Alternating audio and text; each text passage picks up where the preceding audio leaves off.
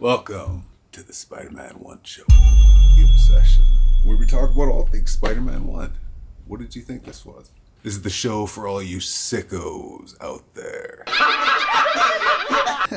Sickos like me. This is the show for all the sickos obsessed with that particular image by one Mr. Todd McFarlane, Calgary's own Todd McFarlane.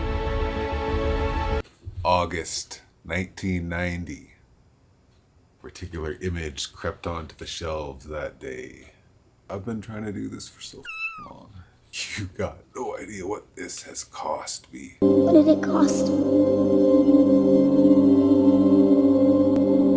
Everything. Actually, if you're watching this, you might know what this has cost me. This obsession with this image. August 1990, a book was released upon the unsuspecting public. Well, they did suspect because there were solicitations and such.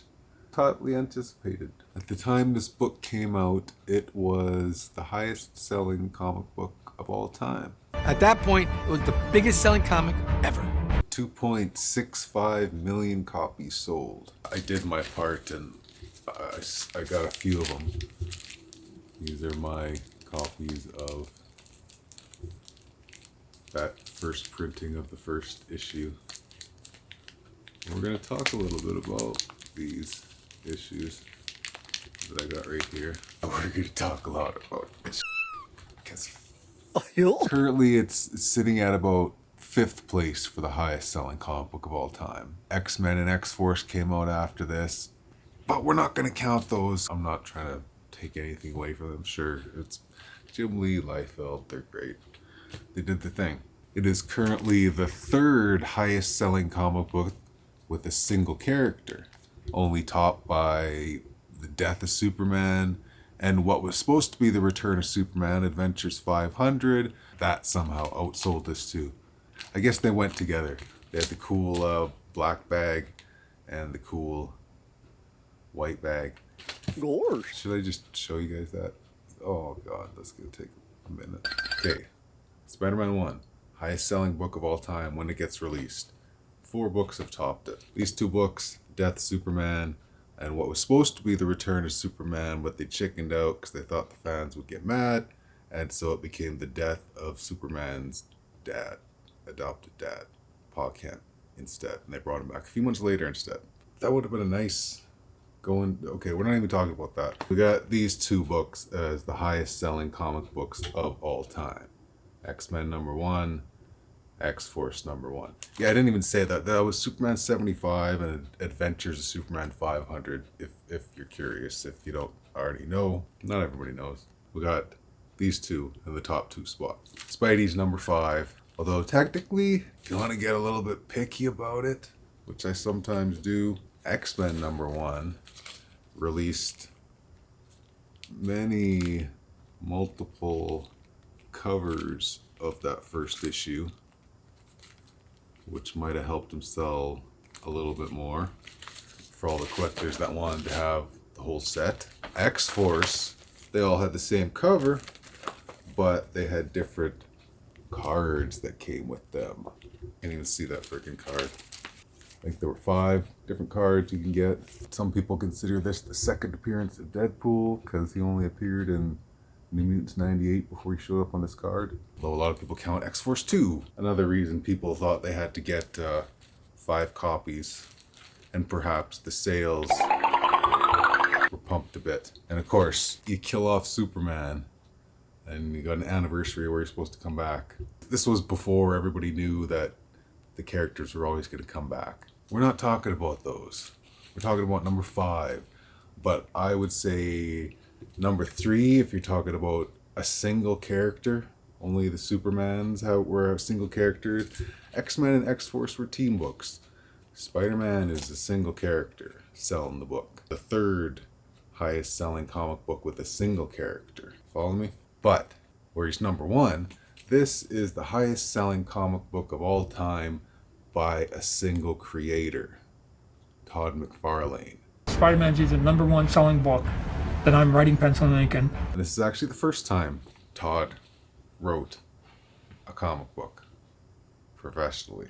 You're gonna give me a #1 Spider-Man issue, and I've never written a thing in my life. Why is this #5 highest selling comic of all time, #3 highest selling comic with a single character, and #1 highest selling comic book by a single writer artist? There's a lot of reasons. I mean, Spider-Man's awesome, obviously.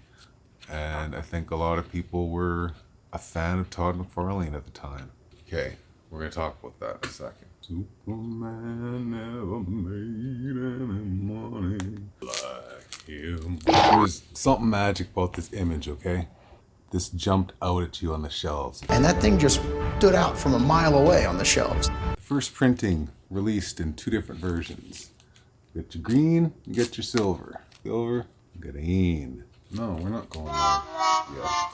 Okay, this is the image that has obsessed many artists, many fans, many collectors. The Spidey Web Crouch. This is arguably the most reprinted and homaged and referenced and appearing on absolutely everything work of art, possibly of all time. Nobody's talking about this. Why is nobody talking about this? This might be the image of the modern era. I mean, as far as drawings go, works of art in the modern age for sure. Come on, give me that much at least. For those collectors out there that try to get every single version of this, and there are a lot of them now, it's impossible. I'm sorry to tell you, but you're never going to do it. Every single variation of all the homages, and yeah, it's impossible. I mean, there's new ones being produced all the time and incredibly limited runs on some of them. No one person can own them all. Many have tried. Especially if you're going to get into fringe covers. Fringes are maybe references to this cover, maybe not. This thing that you do. You're a total poser. I'm not a poser. In the eye of the beholder, really. Some people, anything that's even slightly a crouch is on the fringes of having something to do with this and must belong in your collection. Such a poser. There's people that will collect any crouch whatsoever. So sometimes the fringes, there are clear references that show that that's what was meant. There's reference to this cover. If you're a fringe collector, just forget about it. Respect to you for it. I've tried myself, but they're endless too. Ugh, that was disgusting. But yeah, it's basically impossible to own every single version of this image out there, but many of us try, and that's what this show is about. It started off for me the day this book came out, really. Saw this on the shelf at the comic book store, and it blew my brain apart. I thought it looked amazing. When Todd's run of Spider-Man hit, the reaction was pretty spectacular. This is the one I saw. I loved the silver. It originally came out in these 2 versions, the green and the silver in the first printing. I loved the silver. Green's cool too. Where the hell was I? So yeah, bought this book when it came out, thought it was cool as hell.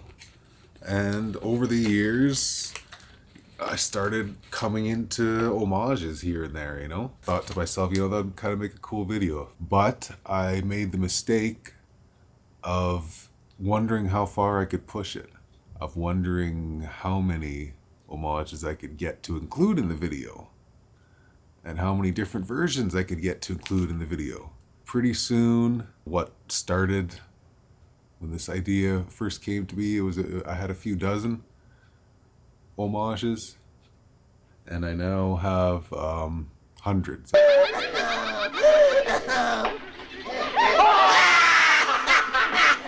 Not counting the 30-some versions I've done on my own. And we're gonna look at them all, you understand?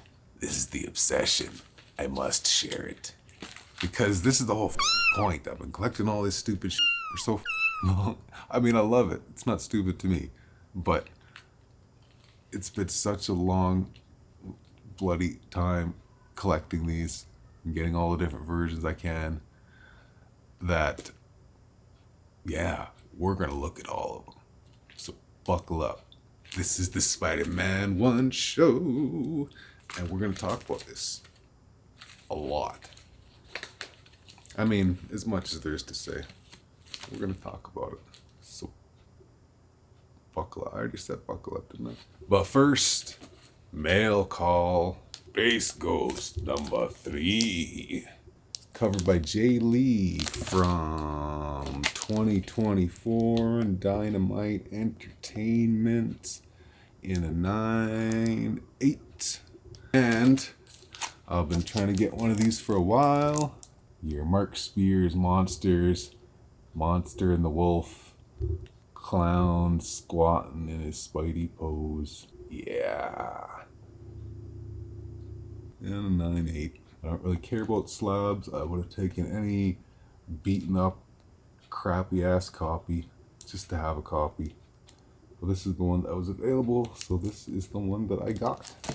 And that is mail call for this week. Now, let's talk Spider-Man number 1. Alright, so 1990. Todd McFarlane has become one of the most popular artists of the medium.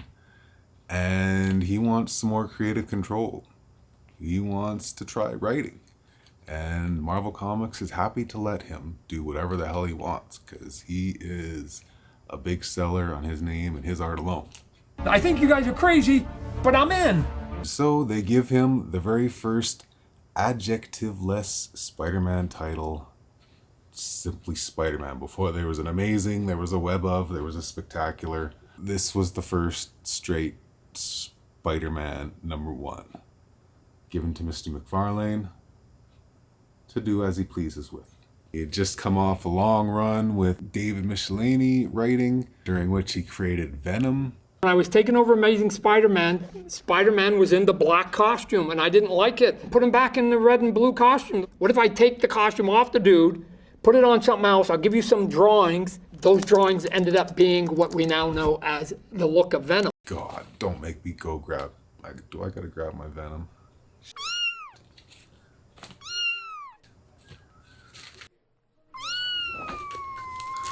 Alright, so Todd had just done this long ass run on Amazing Spider-Man where he introduced Venom. Let's take a quick peek at this run here.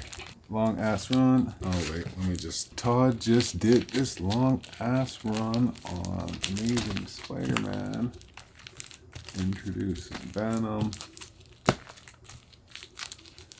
And it made him quite popular.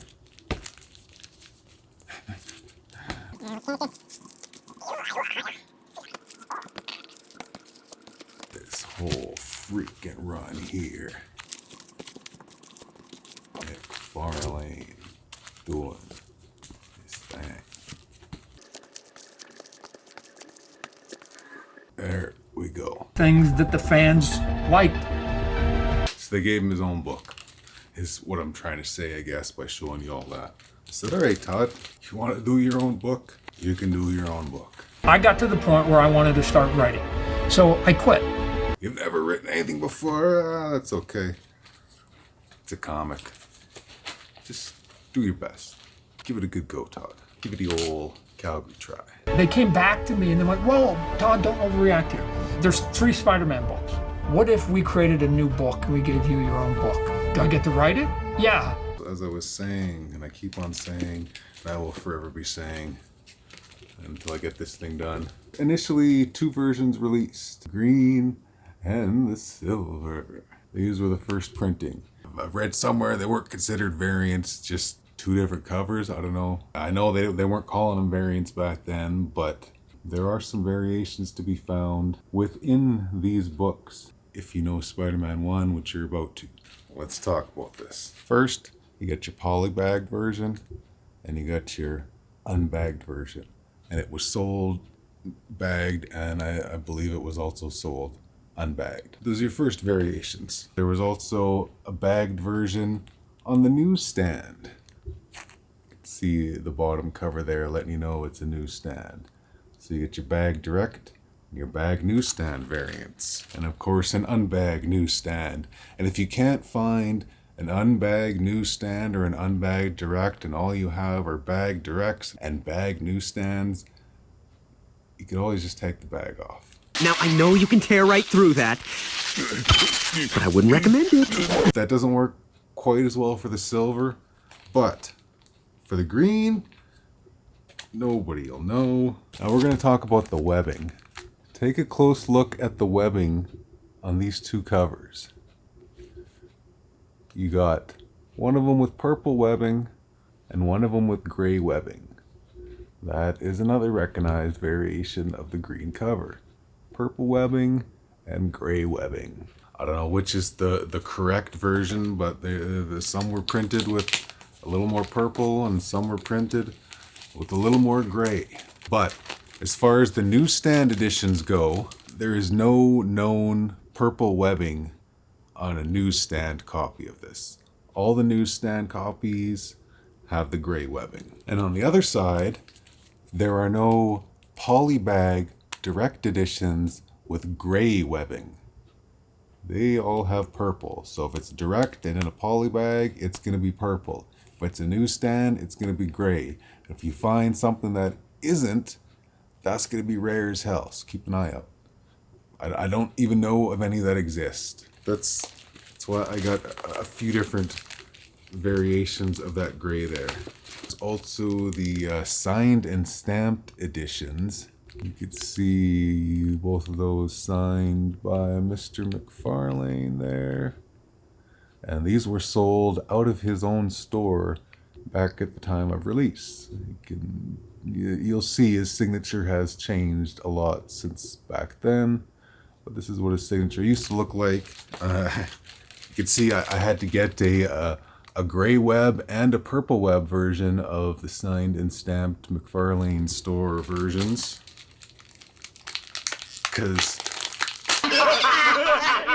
And you could tell they're from his store if you look on the back and they have this little stamp there. Little stamp. That's a sign that it was sold from McFarlane's own comic book store. Dig it? Holy shit. Gosh. We're done with the greens. The first pink greens. We're done. I've spent so many years doing this. Okay, now as far as I know, the insides of the green covers are all basically the same. But when we get to the silvers, that's a different story. But first, of course, we have the unbagged version and the bagged version of the silver as well. And with the silver in a bag, you'll notice there is no price on it. You can see the regular one's got the price right there, while the polybagged one does not have the price printed on the comic because it is printed on the bag instead with a slight increase of a quarter extra. So if you find one unbagged with no price on it, that means it was once in a bag. And there are no silver newsstands. Only the green cover was available on the newsstand in both bagged and unbagged varieties on the newsstand. Oh, and of course you could also get the signed copy from McFarlane's store in silver as well. So for your silver Spider-Man #1 first printings, you're definitely going to want to take a look inside. There is a very rare color variation inside the silvers. See here, there are some color differences in the printing of the lizard. So you want to check what color your lizard is in your silver Spider-Man #1. There are copies out there where the lizard is completely blue and copies where he is completely copper. Known, of course, as the blue lizard variants and the copper lizard variants. A cop. And there's people that try and argue for other ones. You can see just these two random versions. These are both green, but kind of different shades of green. That one's very green, and that one's a little more yellowy green, coppery green. A cop. Not a full-blown copper, but on its way. The color mixes in printing just momentarily failed or something. And of course, if you really want to go insane and get as many different variations as you can, you could start getting slab variants. I got your 9/8 direct gray web and your 7/5 direct purple web and your 9/8 always gray web newsstand and a 9/8 silver with a nice little Spidey banner at the top. Yeah. Those are my slabs at the first printing. Of course, if you're completely psychotic, you can go get yourself a 9/8, a 9/6, a 9/4, a 9/2, a 9/0, and 5/8, 7/5, 7, 6/5, 6/5, 5/4, 5/4, 3/5, 2/5, 2, 1/8, 1/6, 1/4, 1/2, 1.5, 1.3. I think those are all the grades I've seen. When it gets a grade. So you can get all those different variations of the CGC if you want. In every single different cover if you want to be a total freaking maniac. It's the Spider-Man 1 show. We're talking Spider-Man 1, 1990. by Mr. McFarlane. I have to show you all these because I collected all these damn things just to show you the insanity. So you're to see them all. You like this background, by the way? He says, a little too proud of himself. No, this was free. This was courtesy of Zoomies. They had this on their big display when they were selling these fine ass t-shirts and sweaters. They had that guy hanging up in the store. I said, hey, can I have that? They said, well, we can't sell it, but come bug us when we take it down. Maybe you could have it. And I did, and they gave it to me. I mean, they gave me that for free because they couldn't charge me for it, but I did buy some stuff. Oh, I misspoke. I almost forgot. There was one more variant of the first printing, and that was the platinum variant. Some people got it confused with the green cover, and maybe you could tell why. So this is the platinum edition, retailer incentive. This is the regular green edition.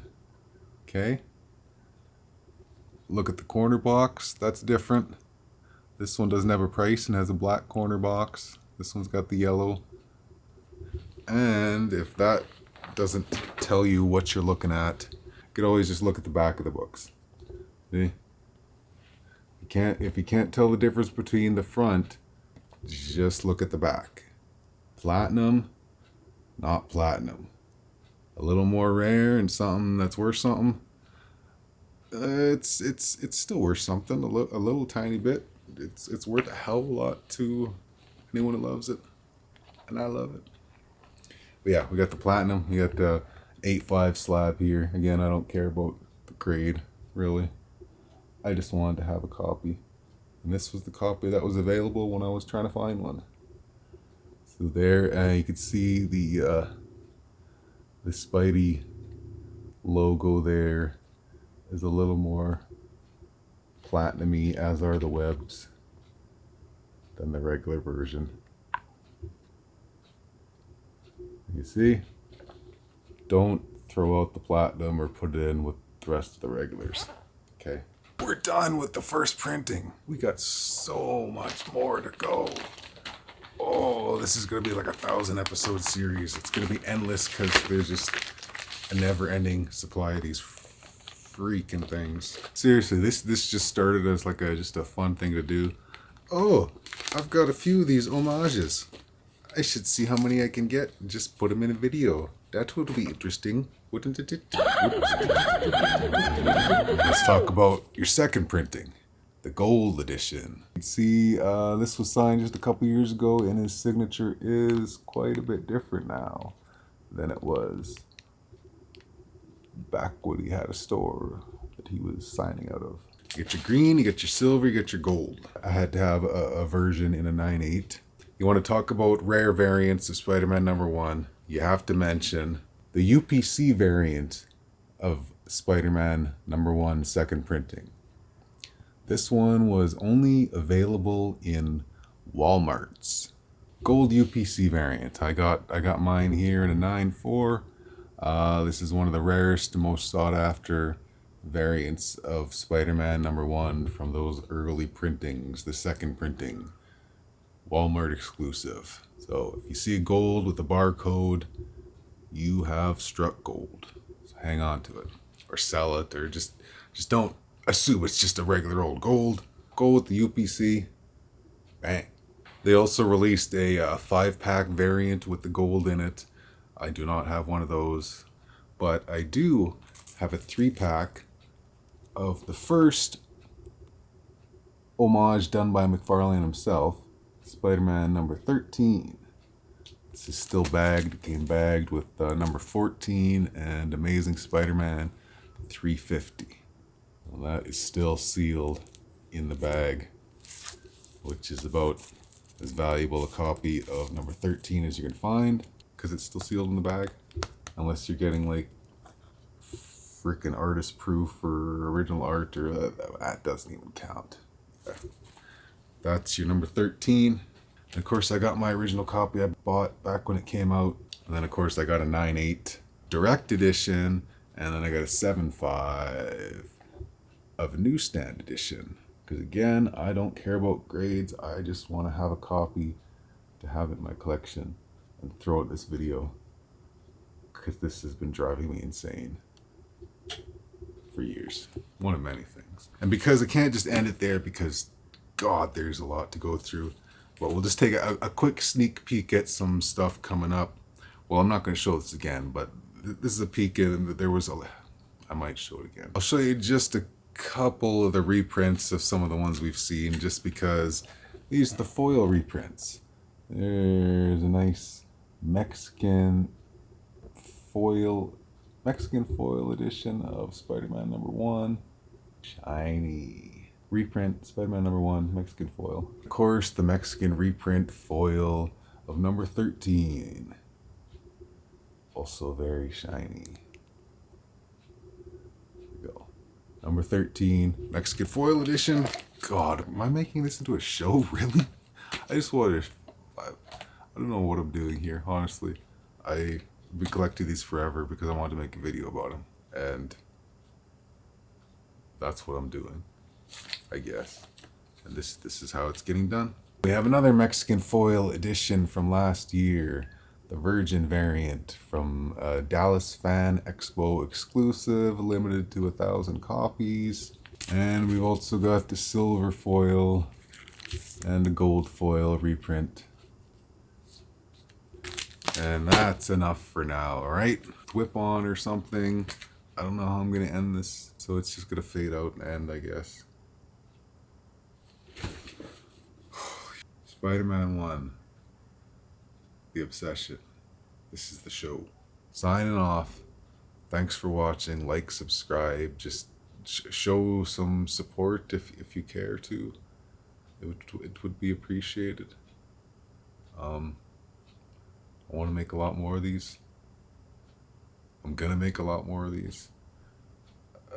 I've got to make a lot more of these, because once I got these on camera, my mission is accomplished. So thanks for missioning with me.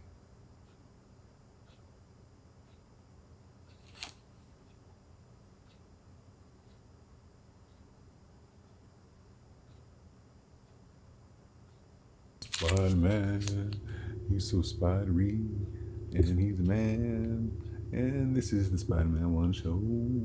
Oh, oh, oh, oh, oh, oh, oh, oh, oh. Yeah, thanks for watching. Peace. Bye-bye. Bye-bye. Thwip on. Y'all, flip on. Let's try that again.